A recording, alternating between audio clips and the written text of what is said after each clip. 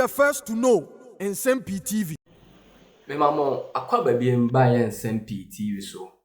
Honorable Isaac Adongo, the Member of Parliament for Bogatanga Central in the ticket of the National Democratic Congress.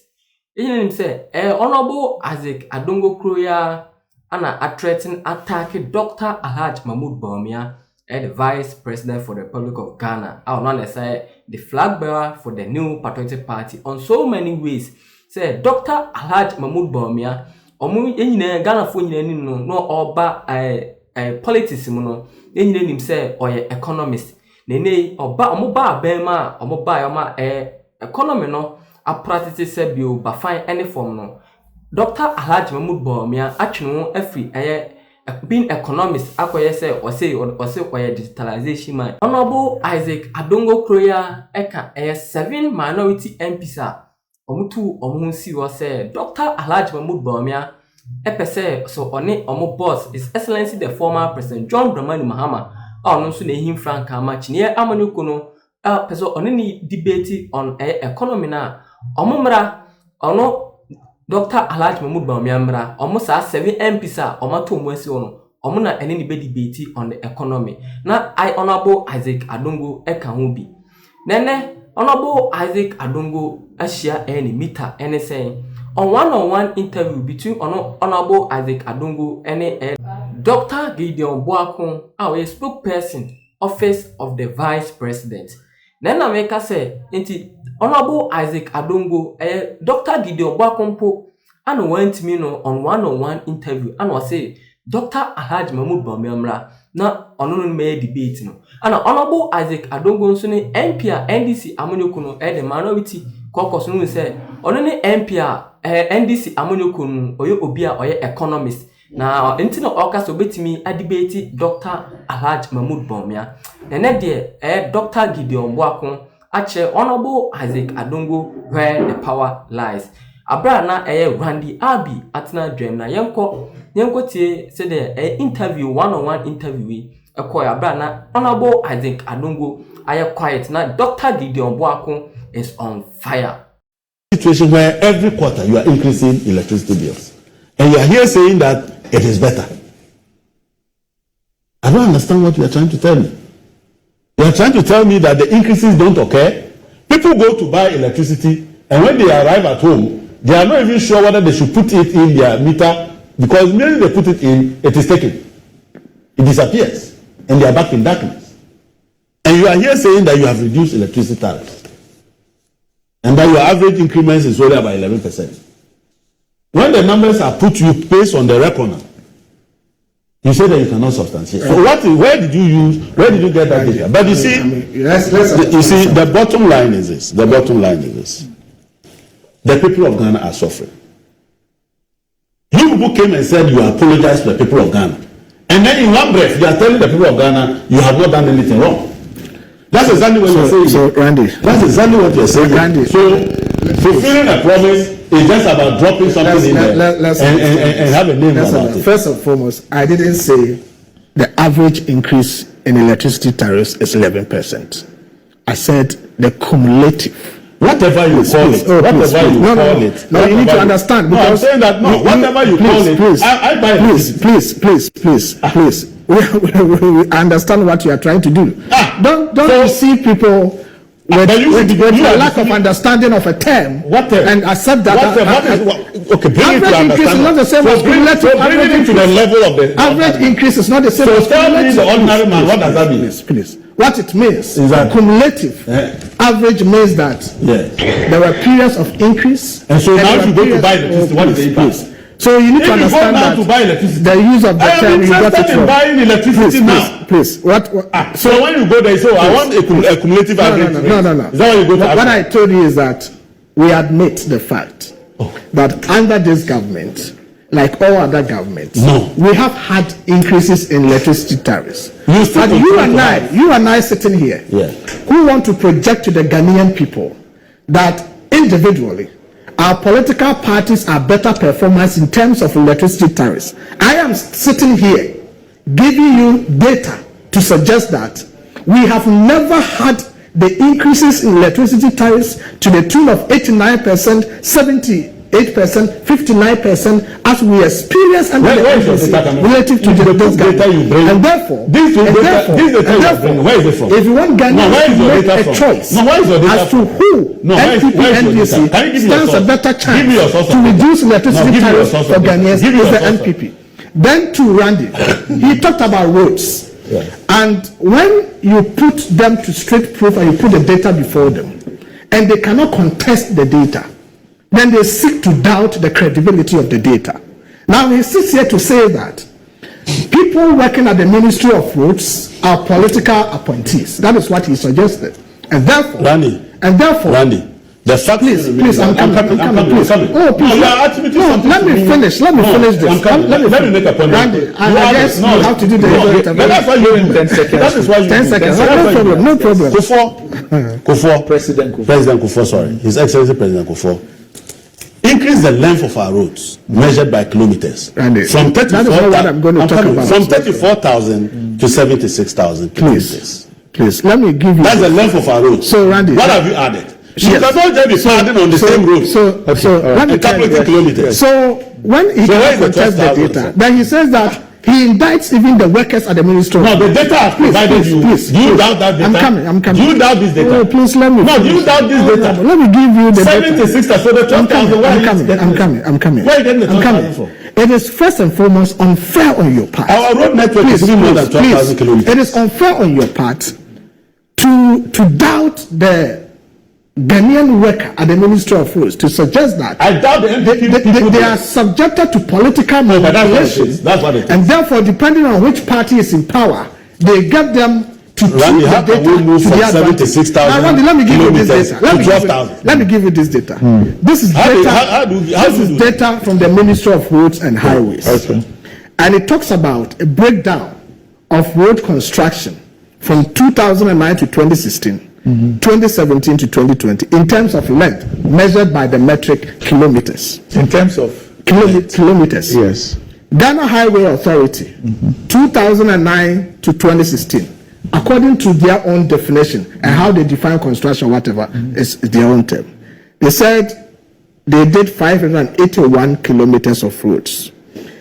That's highways. Okay. 2017 to 2022, 1,505. Okay. Department of Feeder Roads, 2009 to 2016, they did 1,613 kilometers. 2017 to 2022, 7,112.17 kilometers. Department of Urban Roads, 2000 and 2016, 2,442. 2017 to 2022, 3,357.08. If you put everything together, 2019 to 2016, highways, urban roads, feeder roads, they did 4,636. 2017-2022, highways, feeder roads, urban roads, they did 11,974, close to 12,000. Now, if you look at the summary of completed projects and activity from 2017 to 2022, they give a breakdown of this 11,974 under President Kufuor's government. Asphalt overlay, 1,807. So asphalt overlay are tarred roads. Exactly. Already existing tarred roads. Exactly. That they go and put asphalt. So they are giving you a breakdown. Yes. So they are not saying that it is roads constructed from one point to the other as increase. Yes. It's asphalt overlays. Yes. And I like the details they are giving. Yes. It puts everything into perspective. Yes. Asphalt overlays. Bridges, they put it at 33. Okay? Construction. 33, are they repairs or newly constructed I don't bridges? have that information. They put it, as they put the data, as what I'm reading to you. Okay. And they also have graveling and re-graveling. Okay? That one is 6,094. So you appreciate that these are perhaps roads that have been graveled and re-graveled from perhaps Chairman Rawlings's time? Maybe. Yes. Absolutely. And I like the breakdown. It helps all of us. Yes. And that's the same description they use for the roads under the NDC. So it's the same thing. Interchanges, they put it at 6. Okay? Partial reconstruction. 6 that are being constructed.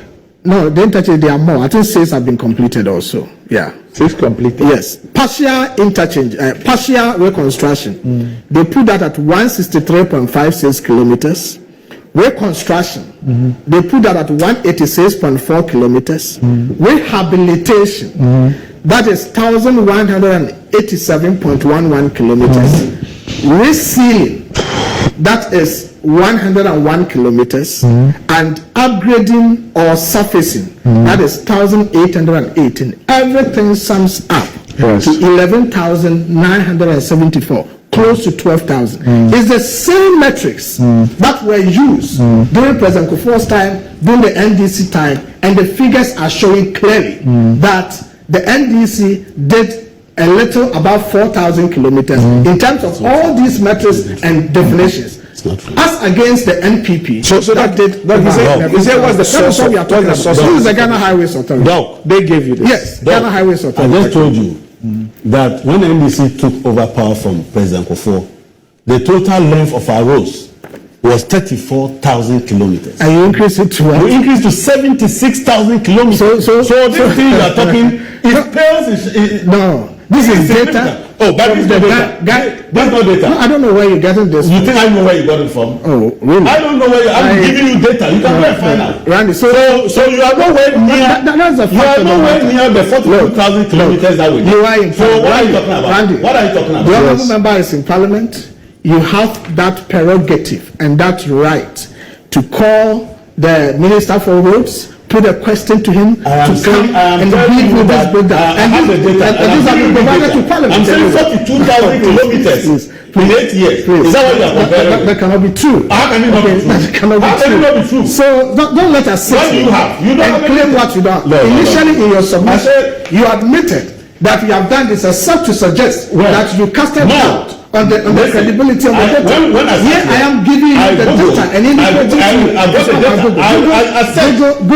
I said for it. Information on Google can come from me, can come from any other person. Expert who said let's go to the expert information. Just like you are also working on your phone. Your expert is on Google. And I'm telling you, no, it's not Google. No, you're saying Google. Google is an expert. I'm sorry to say. Google to confirm. I'm sorry to say that at this point, that is the point. We cannot depend on the data. People can depend on the data you are Please, we can depend on data from the official government. Which official government? And that is the Ministry of Roads and Highways. And I'm telling you, cooking data. So you cooking data. We don't believe your data. So how can we believe your data? In a difficult. No, we can't. The best thing to do is to doubt the data. No. It's not data. But data. You have always been cooking data. No, please. Oh, you are cooking data. That is an insult on me. Oh, I am an academic. You are cooking data. I will never cook data. You are cooking data. I will never. If you want no PhD doctor president is a cook. If you want people who are concerned about data authentication, I am one of such people. When academics keep saying that you have always been that. That is why here. That is why here, in all humility and honesty, when Randy asks me something and I can't provide, I admit to him. So are you saying that I cannot provide this? So that credibility. What are you suggesting? And integrity. I say you don't know this for a fact. Communication. No, say you don't know this for a fact. No, you don't know this for a fact. I will give you that. Please. You don't know this for a fact, but that is the fact. I have never been. This data has never been known to me. Yes, it's never been known. But this data has also never been known to me. Okay. So that's fair. Okay. So what I say? Okay. All right. That's fair. Okay. So Randy, let's leave it. I think it settles the whole thing. I think we should deal with their manifesto. I don't think we'll have much time. Wow. Really? I thought that was what we came. So let's maybe after the lunch. Let's spend 10 minutes each. So maybe highlights. Okay. So I'll give you 10 minutes, Dr. Boako, and then he will respond in 10 minutes, and then we'll leave it there. Okay. So I think as we launch on Sunday, we felt the need to establish what we have done, to project us into the future, and let us focus on what we think we are going to do next. Now, if you follow the manifesto of the NPP... Look, just a minute. You see, I was going through my phone. Yes. I knew I had some information on this roads thing. Yeah. And I'd wanted to share it. And here, I'm going to speak to documents that were presented to Parliament. Okay. The 2017 budget statement paragraph 505. And then the 2024 budget statement, paragraph 724. So 2017 budget statement, paragraph 505, and 2024 budget statement, paragraph 724. Now, the 2017 budget, paragraph 505, talks about trunk roads, 10,723.49 kilometers. Trunk roads, 10,723.49 kilometers. Feeder roads, 16,183 kilometers. Urban roads, 9,384 kilometers. This is the 2017 budget statement, paragraph 505, which deals with what it was up to 2016. So trunk roads, 10,723.49 kilometers. Feeder roads, 16,183 kilometers. Urban roads, 9,384, so 9,384 kilometers. Now, when it comes to the 2024 budget, paragraph 724, trunk roads, 4,809 kilometers. Feeder roads, 8,984 kilometers. Urban roads, 2,318 kilometers. So this is the information that the 2017 budget statement, paragraph 505, and the 2024 budget statement, paragraph 724, give us with respect to trunk roads, feeder roads, and urban roads. Okay, yes. That's fine. Okay, so in terms of the manifesto, we have indicated that in the 7 to 8 years of President Akufo-Addo's government, we have made attempts to provide some relief and safety nets to Ghanaians, especially the vulnerable, in terms of cushioning parents and households to support their work at school through free senior high school, free TVET, provided tablets, and we are still ongoing providing the tablets, provided educational infrastructure, and a whole lot of stuff. Going forward, the focus in the 2024 manifesto that we launch is to see how best we can spur growth in the private sector to enable them to create more jobs for the Ghanaian young people. Because we understand that the issue of unemployment still persists, and it's something that governments, whichever political parties in power, must do much to make huge interventions. And then also, we have also realized that there's so much burden on government in terms of financing. And so if we always want to rely on government to finance certain key infrastructure in the country, it will take us a longer period of time